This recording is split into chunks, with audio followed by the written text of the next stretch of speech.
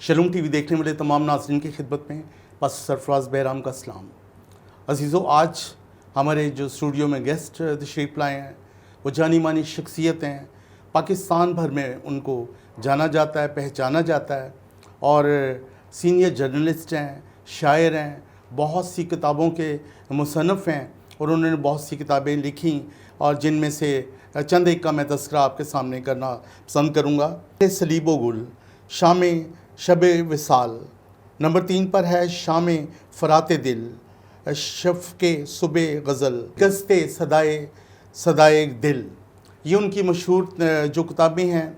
और जो डॉक्टर कंवल फ़िरोज़ हैं, ना सिर्फ मसीहों में उनको सराहा गया बल्कि तमाम अक़लियतों में और तमाम पाकिस्तान में, और जो हमारे मुस्लिम भाई हैं, गवर्नमेंट ऑफ पाकिस्तान ने उन्हें सदारती अवार्ड तगमा इम्तियाज़ बराए अदब 2010 दिया हुकूमत पाकिस्तान ने।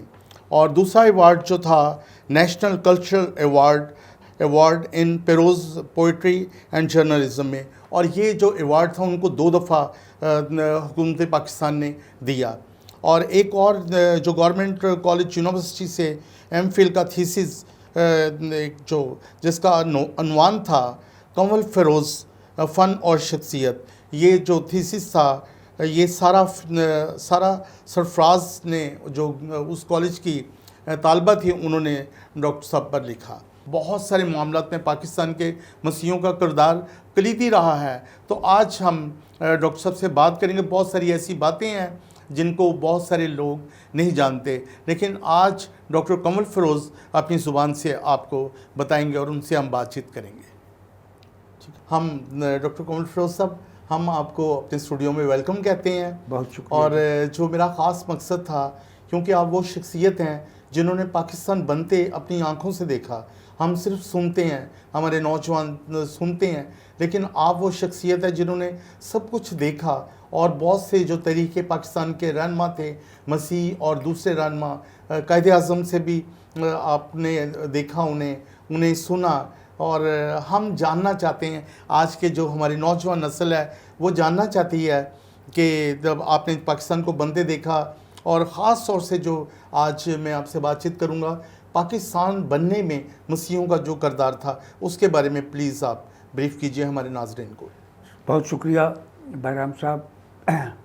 अब देखिए, जो पाकिस्तान 1947 में मर्ज़ वजूद में आया, पाकिस्तान उम्र में मुझसे 10 साल छोटा है। क्या बात है, ज़बरदस्त। उम्र में मुझसे 10 साल छोटा है। मैं जिस ज़माने में 4th क्लास में लाहौर में टेम्पल रोड पर एक प्राइमरी स्कूल में पढ़ता था, तो उस वक्त पाकिस्तान बना।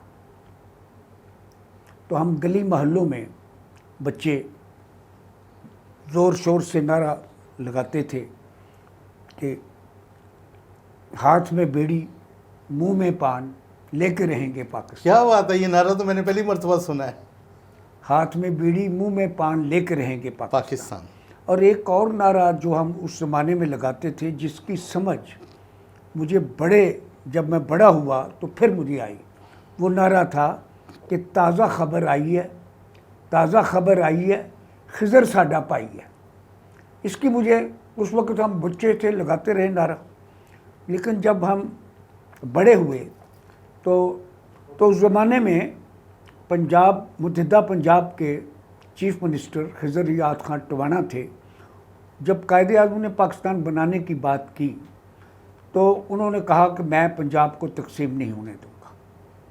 कायदे आज़म ने कहा क्यों? उसने कहा कि अगर आप मेरी एक बात माने और मुआहदा करें कि पाकिस्तान बन जाएगा तो वहाँ फ्यूडल सिस्टम ख़त्म नहीं किया जाएगा। तो कायदे आज़म ने ये बात मान ली और खिज़र याद खान टवाना ने तस्लीम कर लिया। तो ये समझ आई कि ये जो नारा हमने लगाया था कि ताज़ा खबर आई है, ताज़ा खबर आई है, खिज़र साडा पाई है, तो इस नारे की उस वक़्त समझ आई कि ये नारा उस वक़्त क्यों लगाया गया था। तो असल बात ये थी कि इंडिया में ने पहले दिन ही जिस दिन ऐलान आज़ादी हुआ वहाँ फ्यूडल सिस्टम ख़त्म कर दिया गया, लेकिन पाकिस्तान में नहीं किया गया और वो आज तक वो फ्यूडल सिस्टम पाकिस्तान में जागीरदारी निज़ाम मौजूद है।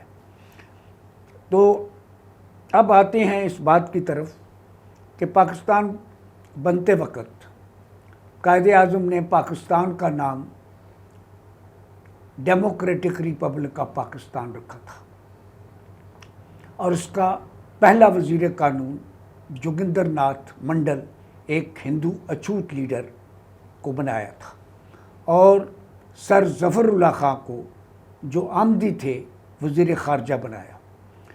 तो जोगिंदर नाथ मंडल को वज़ीर कानून बनाया और कहा कि पाकिस्तान का कानून ये बनाएंगे।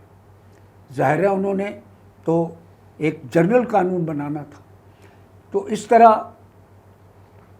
पाकिस्तान मार्ज़ वजूद में आया और पाकिस्तान को मार्ज़ वजूद में लाने के हवाले से जब बाउंड्री कमीशन के सामने ये मसला आया तो दीवान बहादुर SP सिंघा उस ज़माने में पंजाब असम्बली के मुतहदा पंजाब असम्बली के स्पीकर थे और C गिबन थे डिप्टी स्पीकर थे। और ये एंग्लो इंडियन सीट पर मुंतखब हुए थे और मास्टर फजल इलाही थे, चौधरी चंदू लाल थे। इन लोगों ने पाकिस्तान के हक़ में वोट दिया। अगर ये वोट ना देते तो पंजाब की तकसीम और पाकिस्तान मार्ज़ वजूद में ना आता। ये अक़लियत की बात भी अजीबो गरीब है। मेरी शनाख्त मेरा पासपोर्ट है। जब मैं किसी मुल्क में जाता हूँ तो वहाँ मुझे कोई नहीं पूछता कि आपका मज़हब और अक़ीदा क्या है।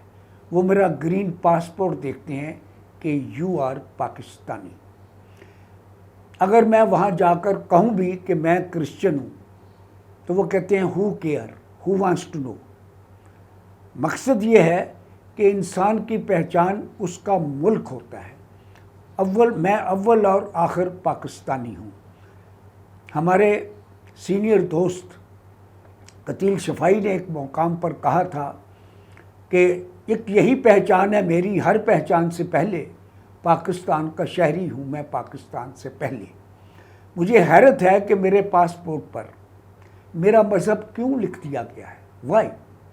मज़हब के नाम से तो मुझे बाहर मेरी कोई शनाख्त नहीं होती।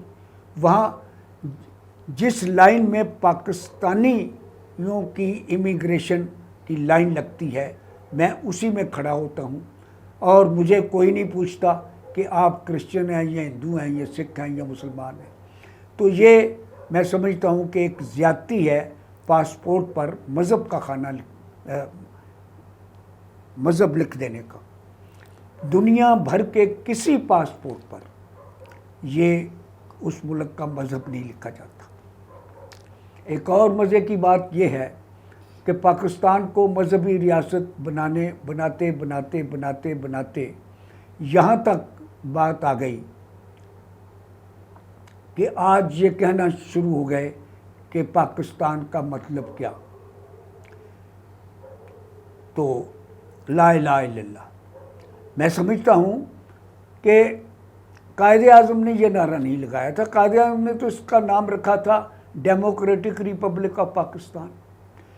इसका नाम तो तब्दील किया जनरल अयूब खान ने 1956 और 1958 के आइन में। इसको इस्लामी जमहूरिया पाकिस्तान बना दिया गया और फिर भट्टू साहब ने तो कमाल कर दिया कि वो सोशलिज़म का नाम लेकर आए और बाद में उन्होंने सोशलिज़म को मुशर्रफ बा इस्लाम करके इस्लामी सोशलिज़म बना दिया और फिर पाकिस्तान का आइन जो बनाया उसमें पाकिस्तान का बतौर स्टेट मज़हब इस्लाम लिख दिया गया।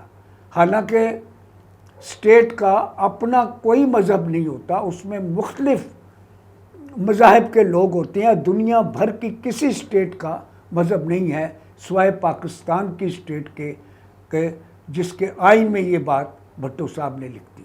बहरहाल ये सारी सूरत हाल बनती बनती यहाँ तक पहुँची कि आज जो है